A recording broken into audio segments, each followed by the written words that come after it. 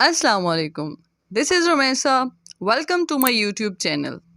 आज का हमारा टॉपिक है जो हम डिस्कस करने जा रहे हैं, फिज़िकल एंड साइंटिफिक लॉ, जिसको हम नेचुरल लॉ, रैशनल लॉ या यूनिवर्सल लॉ भी कह सकते हैं।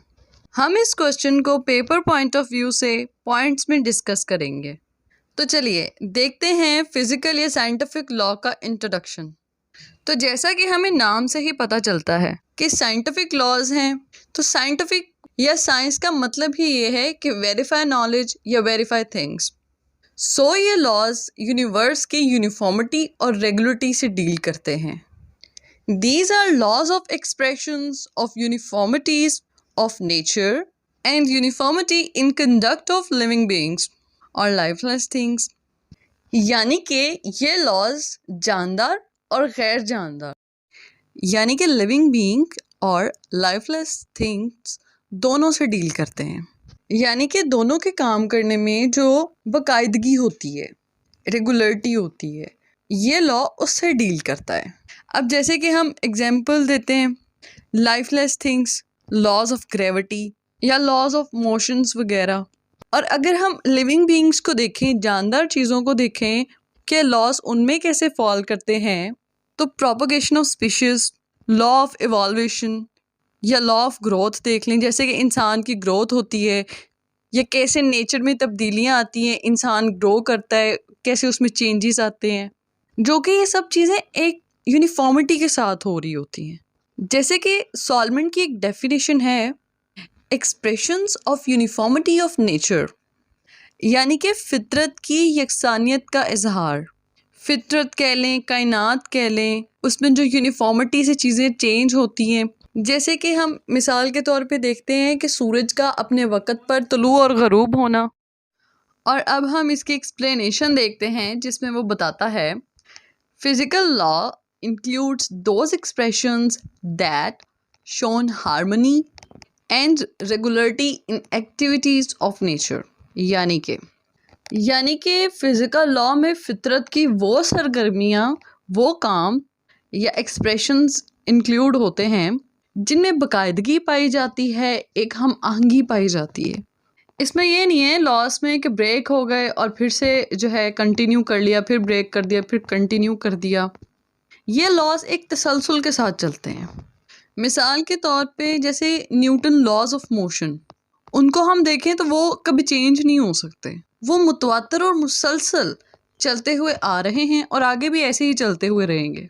ये असूल या एविडेंस जो नेचर के हैं, ये ना तो इंसान के ज़रिए बनाए गए हैं, ना ही किसी स्टेट के ज़रिए, और ना ही इसमें किसी और की कमांड शामिल है।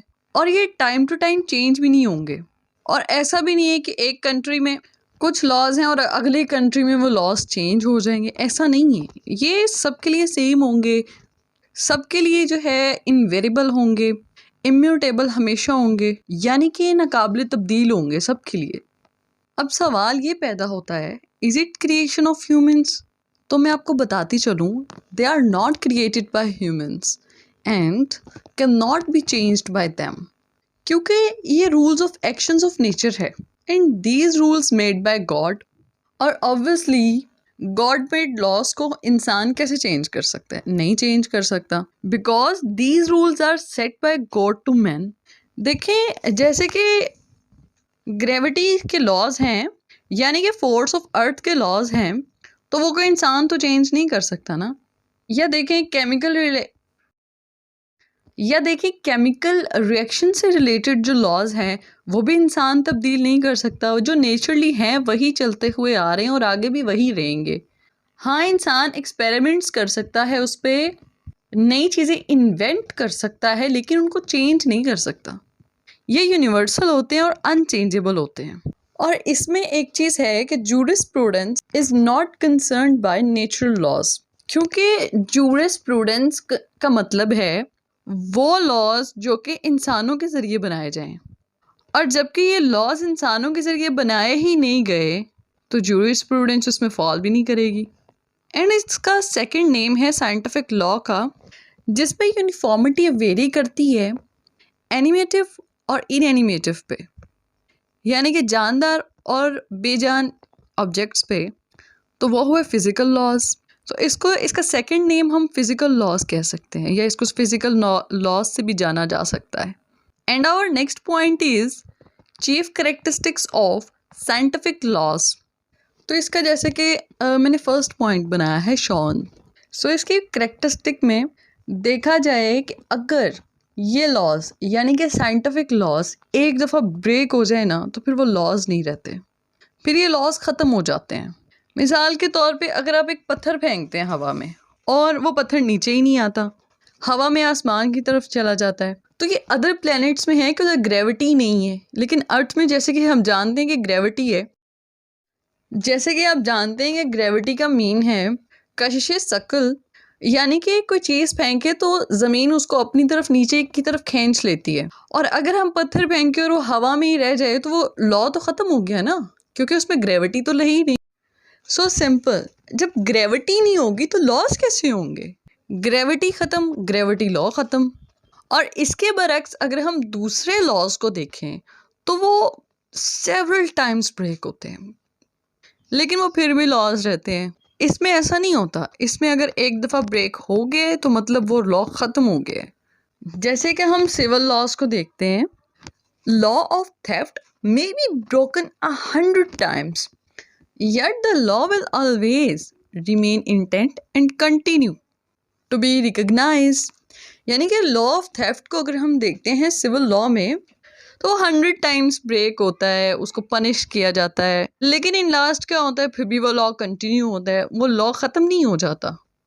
अब हम देखेंगे कि फ़िज़िकल लॉ में और दूसरे लॉज में डिफरेंस क्या है। सो फिज़िकल लॉ एब्सोल्यूट होता है, उसके पास कोई चॉइस नहीं होती, उसके रूल्स को मस्ट फॉलो करना ही करना है, और ये हमेशा मौजूद होता है, ये हमेशा रहेगा यानी, और ये कभी नहीं टूटेगा। इसके पास कोई चॉइस नहीं है। लेकिन अगर हम अदर काइंड्स ऑफ लॉज को देखें तो उसमें हमारे पास चॉइस है, हम उसको फॉलो करें या ना करें।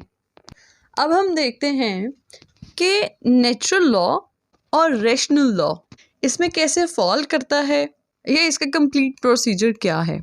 और अगर इन दोनों की बात करें यानी नेचुरल लॉ और रेशनल लॉ की, तो सबसे पहले इनको एक ही लॉ कंसीडर किया जाता था। इसमें कहा जाता था इन लॉज के पीछे, बल्कि लोगों का बिलीव था ये कि इन लॉज के पीछे कोई सुपीरियर अथॉरिटी है, यानी कि अल्लाह एज अ सुपीरियर क्रिएटर जिसने सारे जानदार को और बेजानदारों को बनाया है, और अल्लाह ने ही कुछ रूल ऑफ कंडक्ट्स बताए हैं जो कि सारी इंसानियत को फॉलो करने हैं। सबका ये मानना था, इसलिए फ़िज़िकल लॉज को, साइंटिफिक लॉज को, यूनिवर्सल लॉज, नेचुरल लॉज और रेशनल लॉज को एक कैटेगरी की नज़र से देखा जाता था। तो नेक्स्ट चलते हैं इसके कंक्लूजन की तरफ। तो जैसा कि मैंने आपको वीडियो के शुरू में बताया कि फ़िज़िकल लॉ और साइंटिफिक लॉ फितरत की यकसानियत का, रेगुलरिटीज़ का या हार्मनी का एक मजमुआ है जिसकी कंडक्शन लाइफलेस और लिविंग बीइंग्स दोनों से डील करती है। और कंक्लूजन का मकसद है किसी भी टॉपिक को मुख्तसर करके उसके इम्पॉर्टेंट पॉइंट्स बता देना। नाउ मैं आपको बताती हूँ आजकल का जो मॉडर्न कॉन्सेप्ट है, जो स्कॉलरिस्ट की थ्योरी है, उन्होंने रिलीजियस आइडियाज़ को इस थ्योरी से सेपरेट कर दिया है और इसको एक अलग नाम दिया गया है। इसको तो हम फिज़िकल और साइंटिफिक लॉ ही कहेंगे, बट जो नेचुरल थ्योरी को सेपरेट किया है उसको हम नेचुरल लॉज और मॉरल लॉज कहेंगे। सो वीडियो के अख्तिताम के साथ मैं आपसे इजाज़त चाहती हूँ। You may ask any question from my video and you can suggest me the topic for video too. This video and the material of this video hopefully helpful for you. Thank you watching for my video. Do like and subscribe my channel for any other information.